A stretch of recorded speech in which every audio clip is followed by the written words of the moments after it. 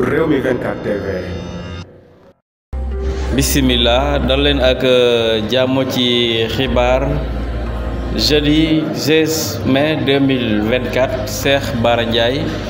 ginnaaw ba mu yëkkatee ay kàddu teg ko ci Thérèse Faye moom Thérèse Faye booba ak léegi moom mi di Cheikh Bara Ndiaye nee na nag ma ngay xaar plainte bi nga xamante ne rek Thérèse Faye waroon na ko indil boobu ba léegi daal nee na gisul dara mi ngi xaar ki nga xamante ne rek moom mooy Thérèse Faye waaye it Cheikh Bara Ndiaye yëkkatiwaat ay kàddu ne xam naa ne Thérèse daf koo talul ndax kat Thérèse Faye jamono yi dañu koo takkal wujju te ku ñu takkal wujju rek doo tal leneen lu dul ay plainte loolu la Cheikh Bara Ndiaye xamle ne ginnaaw ba mu yëkkatee ay kàddu rek di wax ne Thérèse Faye 2012 da doon fay li nga xamante ne rek moom mooy sàmb 35000 moom ak jëkkëram yoroon benn nekk di fay 35000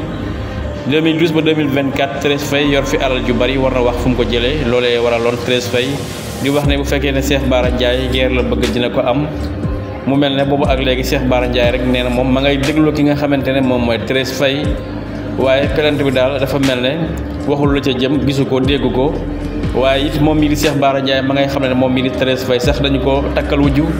takkañu ko takkal xale bu ndaw la loolee rek sax mun naa tax kii di Thérèse Faye talu ko waaye alal ji moom mu neex ko mu metti dinañ ko yóbbu ci yoon rek daal di koy génne kon moom Thérèse Faye ndax alal jooju alalu askan bi la kon bu fekkee ne rek ñoom ñi nga xamante ne daal kon yoroon nañ alalu sénégalais yi ginnaaw rek ba nga xamante ne nekkoon nañ ci pouvoir bi kon mu mel ne bu ñu ko perte kon alal jooju askan bi yëpp ña ngay réclamer ngir ñu daal di koy nangu daal di koy delloowaat ñi nga xamante ne moom mooy askanu Sénégal kon daal Cheikh Bara Ndiaye moom ngay xam ne Thérèse Faye plainte bi nga xamante ne rek moom la doon xaar moom Cheikh Bara Ndiaye boobu ak léegi gisu ko dégg ko